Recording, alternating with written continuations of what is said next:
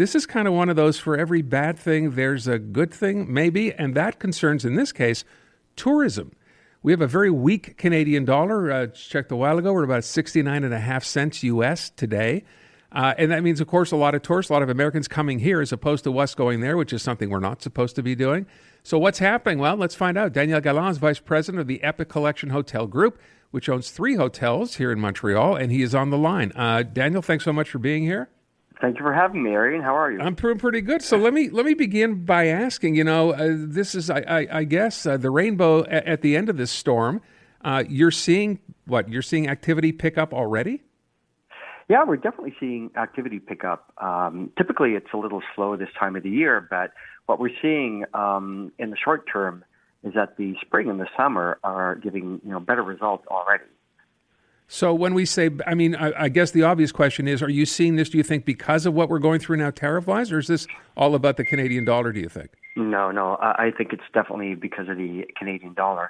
Also, there's a lot of talk about tariffs and the economic ramifications that may result for some people. And that makes people nervous about spending in restaurants on travel. But what we know is that people need to get away from it all, and it's a necessity. And I'm confident that people will travel anyway, but may cut elsewhere. So for tourism, we're seeing an increase. We're seeing, and I think, typically this is a slow week, March break. People aren't in front of their computers and making reservations. But I think next week we're going to start seeing, an onslaught of reservations coming through. What's interesting is, and I saw the numbers from Quebec Tourism, they're pretty impressive. So last year we had made $2.1 billion, and so far this year, looking at tourism revenue for the summer anyway, of $1.5 billion. You remember the business being, or tourism, that part of the business being this strong typically? No, typically no. But I think, Canadians traveling in Canada definitely gives us more bang for our buck right now. And I think we all feel a little safer for the time being. I know that I'm shying away from going to the U.S. just to avoid uncomfortable discussions that may occur. Travel is definitely down 40% already across the border. And I think it's just the tip of the iceberg. The Canadian dollar is so weak, it makes much more sense to just stay here in Canada. We have everything that you could possibly want for travel. Are you able to gauge, so far, how much of this business is coming, say, from the U.S. versus anywhere else? A lot of it's coming from Canada. Yeah, I think Canadians see this as an opportunity to discover or rediscover Canada. And they may actually see it as an act of patriotism right now. Yeah. I wonder, too, for the tourism industry as a whole, obviously when this whole tariff thing came up, you must have thought, what's this going to do for us? How will this affect us? Have you talked to other people in the business? What's the mood been? The mood is optimistic, but, cautiously optimistic. Americans are talking a lot about America first, and for certain people, America first may mean America only, and they may prefer, traveling at home. On the other hand, many Americans are choosing Canada as a destination to show support for the unrest between both countries. The American dollar is strong right now. It makes good financial sense to come here. And Canada and Montreal in particular is such an ideal destination for Americans. We have something here that's quite unique.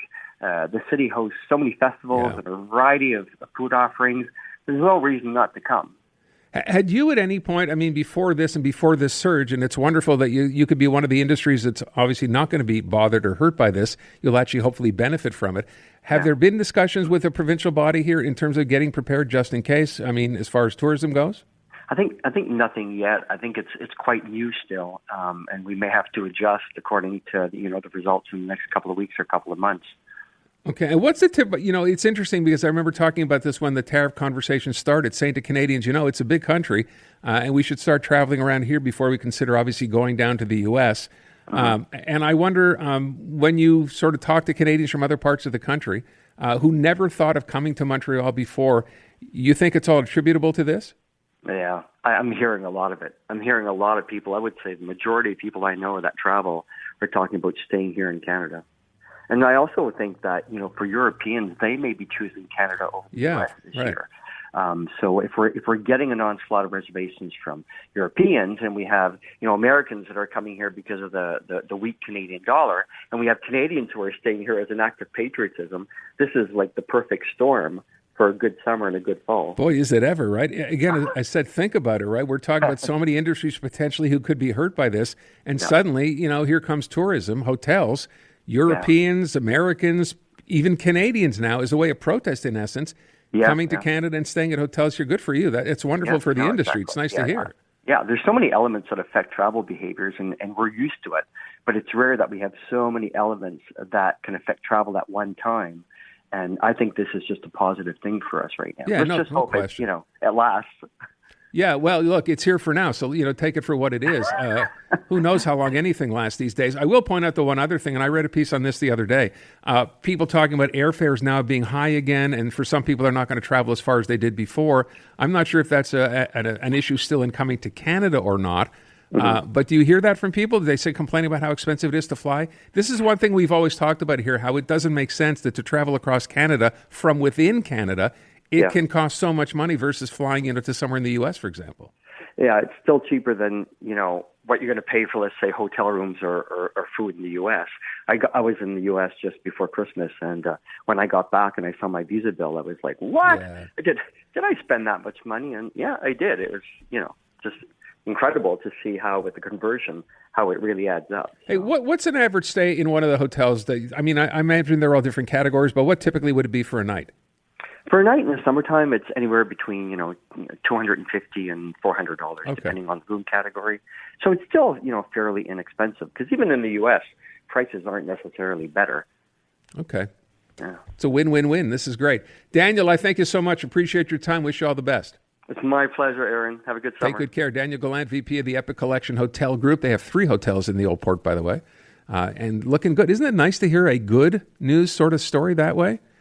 Where a business that, typically might be having a hard time tourism-wise because it's pretty inconsistent in this city from year to year, all of a sudden things are looking great for them.